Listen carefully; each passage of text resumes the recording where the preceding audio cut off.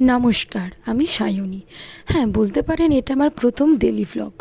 Video editing এগুলো খুব একটা আমি পারি না, বা বলতে গেলে সেইভাবে কখনো চেষ্টাও করিনি।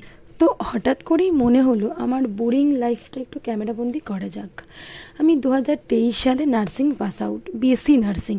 তারপরে একটা কলেজে নার্সিংয়ের ক্লিনিক্যাল ইনস্ট্রাক্টর হিসাবে জয়েন করি, সেখানেই আপাতত আছি। তো প্রতিদিন আমার এখন মর্নিং ডিউটি চলছে, মানে স্টুডেন্টদের সাথেই ডিউটি থাকে। সকাল সকাল চলে গেছি। সকালটা আমার শুরু হয়েছিল আজকের এক গ্লাস আখের রস দিয়ে। সেখান থেকে গিয়ে চেঞ্জ করে তারপরে স্টুডেন্টদের সাথে ওয়ার্ডে থাকতে হবে। তাছাড়া অনেক কাজ থাকে, সেই কাজগুলো সমস্ত কিছু মেটাতে মেটাতে তো বিকেল হয়ে যায়। আমার ডিউটি থাকে 8টা থেকে 4টে। দেখুন আজকের আবহাওয়াটা এমন, সকালের দিকে একটু মেঘ করেছিল অল্প, তারপরে আবার দেখুন যখন বাড়ি ফিরছি আবার বৃষ্টি। এইভাবেই চলছে। এটা দেখতে পাচ্ছেন কোন স্টেশন? ও হ্যাঁ, তারপরে দেখুন এই যে হচ্ছে মহারানীরা।